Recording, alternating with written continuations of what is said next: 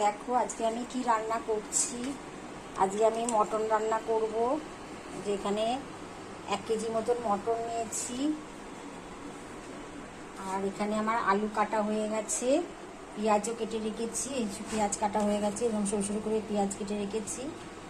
এখানে আদা রসুনটা একটু বেশি দিয়েছি, আদা রসুন আর টমেটো কেটে রেখেছি। এবার আমি মাংসটাকে ম্যারিনেট করব। প্রথমে আমি একটু তেল দিচ্ছি,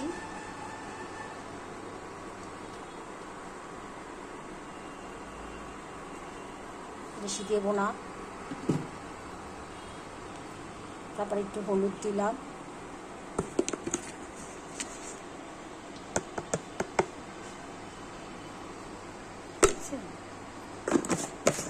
হলুদ দিয়েছি, তেল দিয়েছি। এবার একটু নুন দেবো, পরিমাণ মতো নুন দেবো, বেশি দেবো না, পরে আবার দেবো বুঝে সুঝে, মানে অল্প একটু দিলাম।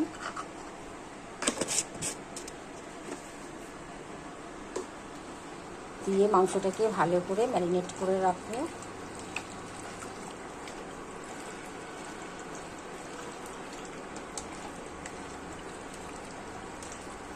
আজকের মাংসটা বেশ ভালো আছে, বেশ মাংস আছে, হাড় খুব একটা বেশি নেই। মাংসটা আমার ম্যারিনেট করা হয়ে গেছে। নুন হলুদ আর তেল দিয়েছিলাম। এবার একটু টক দই দেবো, একদম শুকনো, মানে জল ঝরানো টক দইটা।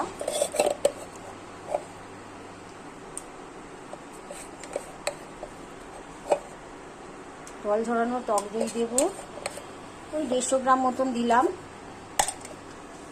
তোমরা চাইলে একটু বেশিও দিতে পারো, কোনো অসুবিধা নেই।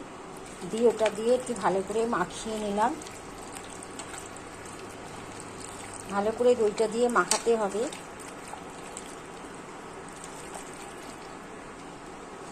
ভালো করে মাখিয়ে নিয়েছি। এবার আমি ওই আদা রসুন যেটা কেটে রেখেছিলাম সেই পেস্টটা দিয়ে দিলাম।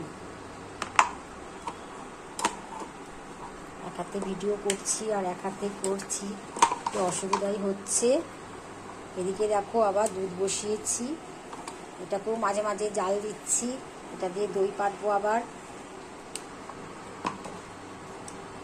এটাকে আদা রসুনের পেস্টটা দিয়ে ভালো করে আবার মাখিয়ে নিলাম। আমার কিন্তু ম্যারিনেট করা এখনও সম্পূর্ণ হয়নি, আমি খেপে খেপে করছি, এখনও আমার মশলা আছে। আদা রসুনটা দিয়ে দই দিয়ে তেল নুন হলুদ দিয়ে মাংসটাকে ম্যারিনেট করে রাখলাম। এখন আবার মশলা দেব। এখানে দেখো কড়াইতে তেল দিয়েছি, আর একটু দিয়ে দিলাম। দিয়ে এবার এই আলুগুলোকে ভাজবো লাল লাল করে।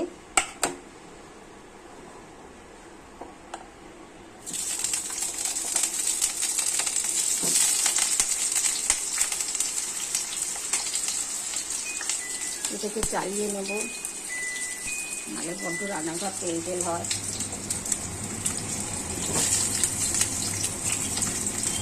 একেবারে এই সব আলুগুলো দিয়ে ভেজে নেব।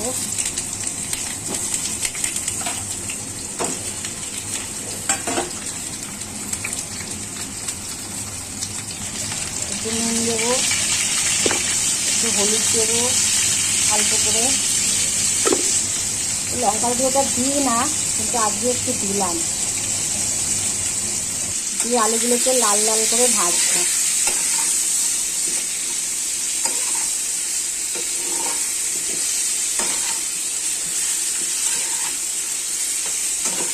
আলুগুলোকে বেশ লাল লাল করে ভেজে, দেখো আলুটা আমার লাল লাল করে ভাজা হয়ে গেছে। এবার আমি তুলে রাখবো আলুটাকে। দেখেছো কেমন লাল লাল করে ভাজা হয়ে গেছে, আর ভাজতে লাগবে না। এবার এক এক করে তুলে রাখবো। আর এই কড়াতেই একটু তেল দেবো, একটু এখানটা একটু বেশি তেল লাগবে, কারণ পেঁয়াজটা ভাজা হবে এবং মাংসটাও হবে। এখানটা একটু বেশি তেল দেবো, বেশি মানে গিয়ে মানে পরিমাণ মতন হয়ে গেছে দেওয়া। এবার এখানে আমি দেখো কি রেখেছি, জিরে, গোটা জিরে, তেজপাতা, শুকনো লঙ্কা, এগুলোকে নিয়ে আমি তেলের মধ্যে দিয়ে দিলাম। গ্যাসটা কমিয়ে দিলাম। একটু ভাজা ভাজা হয়ে গেছে, এবার এই পেঁয়াজগুলোকে দিয়ে দেবো।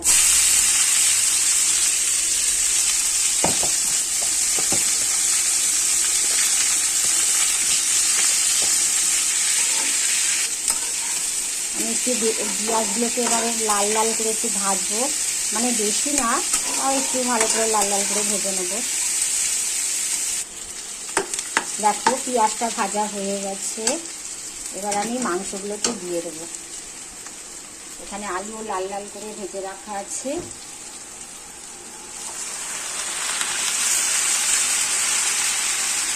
মাংসগুলোকে দিয়ে দিলাম। এবার মাংসগুলোকে দিয়ে ভালো করে পেঁয়াজগুলোর সাথে মিশিয়ে কষাবো।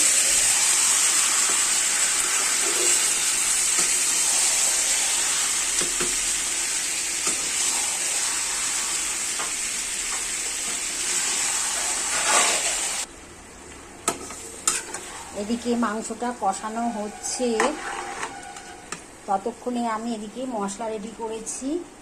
দেখো গোটা জিরে গোটা ধনে আমি এরকম ছড়িয়ে ছড়িয়ে দিয়েছি, রেখেছি। আর শুকনো লঙ্কা দুটো কম দেবো, কেননা একটু বেশি ঝাল হয়েছে, গোটা দিয়েছি। আর একটু ঝালই খায়, এই মটন একটু ঝালই খায়। আর এই যে দারচিনি দিয়েছি, এলাচ, লবঙ্গ, ঠিক আছে। এই যে ভাজা মশলাটা, এই মশলাটা ভেজে গুঁড়ো করে যদি মাংস দাও, ফাটাফাটি টেস্ট হবে। মাংস আর কিচ্ছু লাগবে না। একবার আমার মতন এইভাবে করে দেখো। ও মা, এই দেখো এখানে মা আমার এগুলো ভাজা ভাজা হয়েছে, আমি আবার একটু পাল্টে পুল্টে দিচ্ছি যাতে ভালোভাবে ভাজা। একটু গরম আছে, হালকা গরম, আমি হাত দিয়েই করে দিচ্ছি। আবার এতে গ্লাভস পরে আর একটু দেবো। ভাজা হয়ে এসছে, আর একটু বেশি ভালো হলে। এই ধনেগুলো না ভাজা হয় না, এই গুঁড়ো হয় না ভালোভাবে যদি না করা হয়। ওই জন্য আমি আবার একটু দিয়ে দেবো, একটু নাড়িয়ে চুড়িয়ে দিলাম।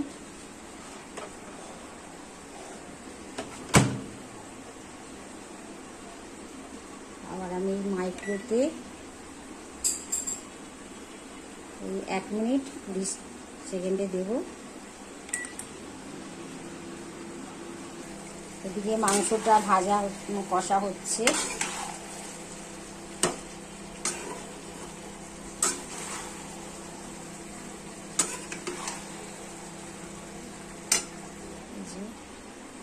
হয়ে গেছে, এন্ড দেখাচ্ছে। এবার আমি এটা খুলে, এই যে ভাজা ভাজা হয়ে গেছে, এবার আমি বার করে নেব। একটু গরম আছে, ধরা যাচ্ছে না। তো আমি গ্লাভস পরবো না, এটা দিয়ে টেনে বার করে নিলাম, এখানটা রাখলাম। ঠান্ডা হয়ে গেলে এটা মিক্সার মেশিনে ভেজে নেবো, গুঁড়ো করে নেবো। এটা কিছুক্ষণ হয়ে যাওয়ার পর, কষানো হয়ে যাওয়ার পর এই টমেটোগুলো দিয়ে দিলাম। দিয়ে এটাকে দিয়েও আমি আবার একটু কষাবো।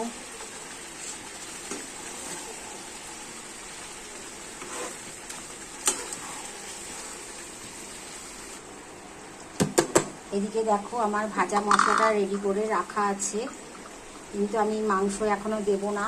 এদিকে এটা আরেকটু কষানো হয়ে গেলে, এটা যেহেতু ভাজা ওই জন্য আমি এখন দেব না, এটা একটু কষানো হয়ে গেলে পরে তারপরে দেবো।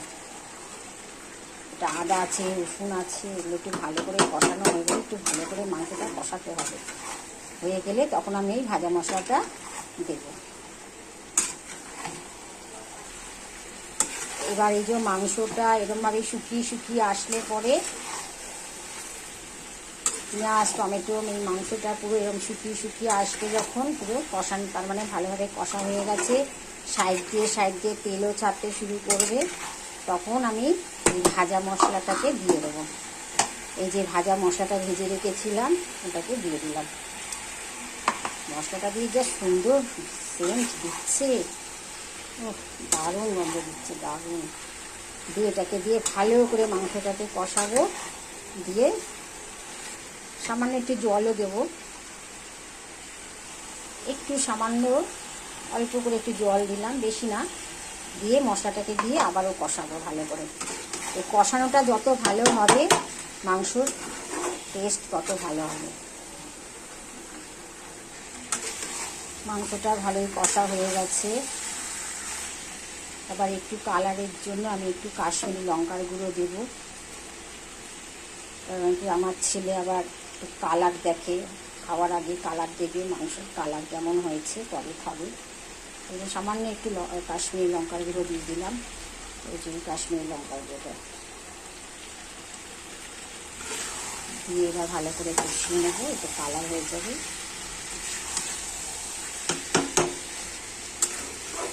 মাংস যেমনই হোক কিন্তু কালার যেন ভালো হওয়া চাই। এসেই আগে দেখবে মা কালার কেমন করেছো দেখি মাংসটা, তারপরে খাবে।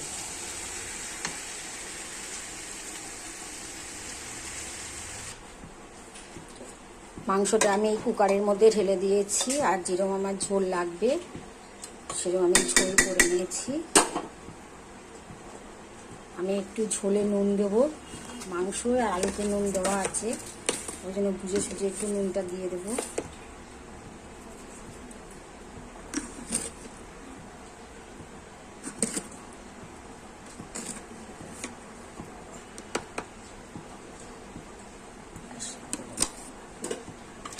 আর কিছু দেবো না, গরম মশলা আর কিছু দেবো না, যা দেওয়া আছে সবই থাকবে। খালি যেহেতু আমার ধনে পাতা ছিল তাই আমি একটু ধনে পাতা কুচি দিয়ে দিলাম, না দিলেও হবে। এই যে ভাজা মশলাটা একটু ভালো করে ভেজে যদি কষানো হয় ওতেই মাংসটার টেস্ট হয়ে যাবে, এসব ধনে পাতা আর লাগবে না। আমার যেহেতু ছিল তাই দিয়ে দিলাম। আমি কুকারটা বন্ধ করে 3টে সিটি দেবো, তারপর একটু রেখে ঠান্ডা করে খুলে দেবো।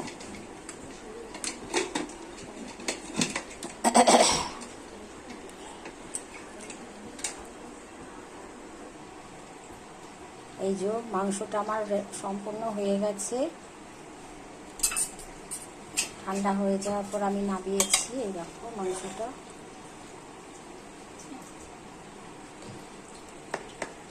কালার দেখেছো,